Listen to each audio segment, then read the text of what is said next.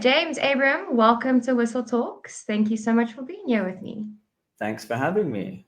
Could you please introduce yourself and tell us a little bit about your history? So James Abraham, I'm the CEO of Sandler in Israel. For those that are not aware of Sandler, Sandler is the world's largest and probably most known sales performance and leadership excellence coaching and training company. And I've been in sales since I literally remember as a kid. I mean, most of us in some way or another had sales in us at a younger age. But what I did notice, this is my third career in sales, and what I did notice throughout my career is that no one had a process. Everyone was winging it. So every company I worked for and every client I had, I noticed that companies were hiring emotionally. They were struggling to onboard the right people the right way, and they felt like they were hiring James Bond, but only ended up with Mr. Bean after 3 months. And they'd have candidates come in and they thought they had 10 years of experience, 15-year of experience, when in fact, all they did have like 1 year of experience 10 times over. And they were struggling to onboard them and to give them the tools and train them to sell professionally. And everyone's just, prospects doing this, salesperson's doing that. And I thought to myself, there's got to be a better way. Companies are leaving money on the floor. They're constantly missing forecasts. And all the sellers and the leaders that I met were convincing themselves and those around them that this is normal. And I said that this can't be normal. It's not normal. So I came across a company called Sandler, and it solves these problems. And I thought to myself, wow, sellers don't have to suffer anymore. They don't have to wake up terrified and go to bed worried. They don't have to worry about going for a no with a prospect, and they don't have to worry about making a cold call, and they don't have to worry about closing or not knowing how to close, because what I found is most sellers just didn't really know what true salesmanship really was. And so I decided to buy the Israel franchise for Sandler, and I've been doing this for close to 8 years now, and helping organizations and sales professionals and business leaders solve behavioral problems to become more successful, grow revenue, and I think just lead an overall better life. I have a motto: sales is personal development in disguise. If you could speak a little bit about how we navigate in this world of uncertainty. We live under a lot of pressure, and people are very skeptical nowadays about who's really trying to sell very authentic service or product. So the times that we're living in, how do you define uncertain times? So yeah, I'm going to go back in time, and I'm going to tell you a story. The late 80s, early 90s, the world order was known. So you had the good guys and the bad guys, depending on which side of the planet you were on. And during that time, everything was pretty understood from a world order perspective. But then the Soviet bloc fell, the Berlin Wall fell, and all these small countries started to form, and nuclear weapons in the wrong hands, and there was terrorism, there was Iraq, there was 9/11, there was the stock market, and the world really went into some turmoil. And the U.S. Military Academy was trying to put some sense in this new world order. And what they did was coined a concept called VUCA, VUCA. And they called it a VUCA world. And what that stands for, it's an acronym, it's for volatility, uncertainty, complexity, and ambiguity. And they called it a VUCA world. Funnily enough, I think since then, we're just experiencing a VUCA world over and over and over again. If you think about it, I mean, just for the past 5 years, think about COVID. That was a VUCA world, wasn't it? Sure. You had a couple of US elections, and every time a new president kind of gets elected, then there's a little bit of turmoil and a little bit of uncertainty. Again, a VUCA world. AI, it's a VUCA world.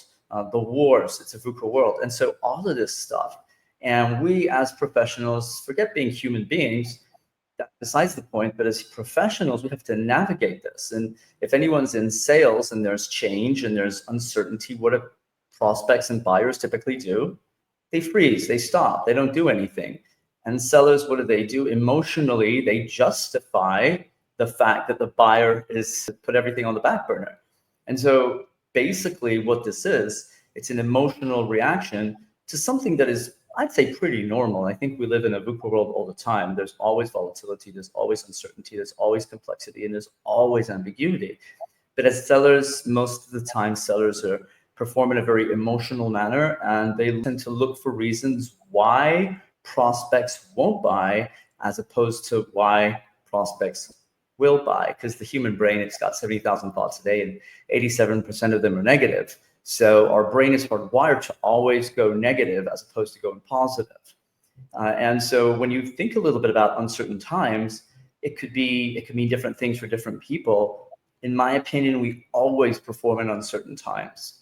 And as sellers, we have to be well prepared in understanding what is the psychology behind our performance in that type of environment, but also our prospects and buyers and customers' performance and how they make decisions. But I think most importantly is we have to accept that this is the reality that we have to perform in. How many sellers like the word no? I love no, by the way. It's my second favorite word. But most sellers are terrified of the word no. So they follow up, they send proposals, they beg for business, they give discounts, they lose margin. They're go and follow up and follow up and follow up and follow up, and then they get burnt out. And what do? They leave the job, they go into another job, they do exactly the same thing. So not only sellers suffer, but also the businesses that hire them suffer, because they have this type of loop of behavior.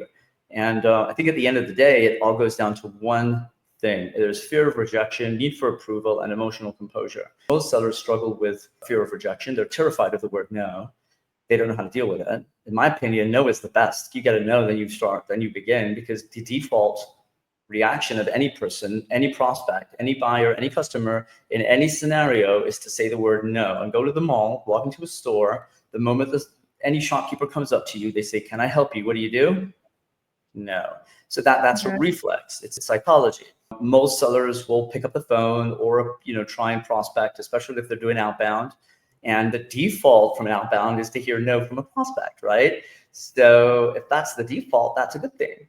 That means all you need to do is just stick around a little longer, get past that, and then begin. But let's say, we could be in times of an economic downfall or an AI real revolution, and prospects will say, well, you know what? There's a lot going on. We're going to put this on the back burner. We're going to wait. Now, most sellers don't really know how to overcome that. They have all the fancy stuff like, why wait? What will happen? All of those questions and so on. But that doesn't really solve the problem, because they're terrified of that word no.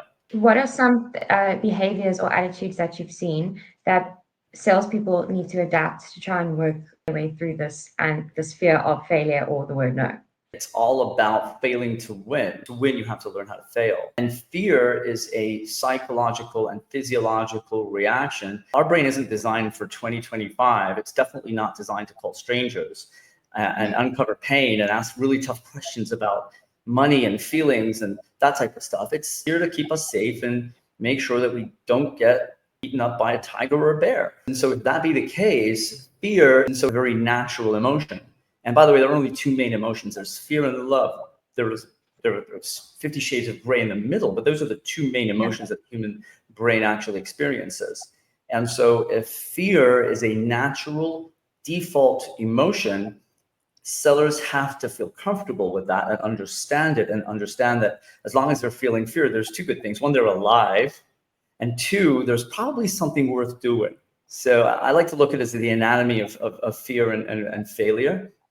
And also have a concept of choosing pain, because most people are terrified of an immediate pain, but they will pay the price on long-term pain. So for example, if they're not willing to set an expectation at the beginning of a call, or sign what we call an upfront contract, and do a proper pain step, then they will end up in the pain of following up with a prospect that isn't really qualified and can't make a decision. I would have wanted to uncover that at the beginning. The other thing I do see it tremendously these days, although there is a huge amount of education and awareness around salesmanship and psychology in sales, but I do see that many sellers are afraid to do their job because they're afraid of the answer they'll get. They're afraid of getting a no, they're afraid of rejection, and they're afraid of upsetting a buyer or prospect, when in fact, our job is to challenge that status quo. Our job is to disrupt the way the prospect thinks. Prospects, there are some three types. There are the ones that sit tight and don't do anything.